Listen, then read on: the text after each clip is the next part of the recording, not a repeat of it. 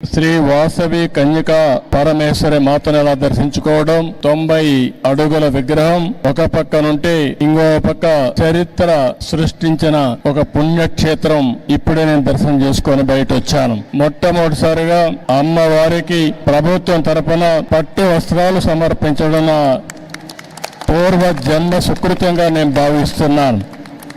ఆర్య వయస్సుల ఎలవేల్పు స్త్రీల ఆత్మ గౌరవాన్ని చాటిన కలియుగ పార్వతీదేవి శ్రీ వాసవి కన్యక పరమేశ్వరి అమ్మగారు. ఈ అమ్మ ఆత్మార్పణ అనుకున్న చరిత్ర తెలిస్తే ఇంకా ఎక్కువ భక్తి భావం పెరుగుతుంది.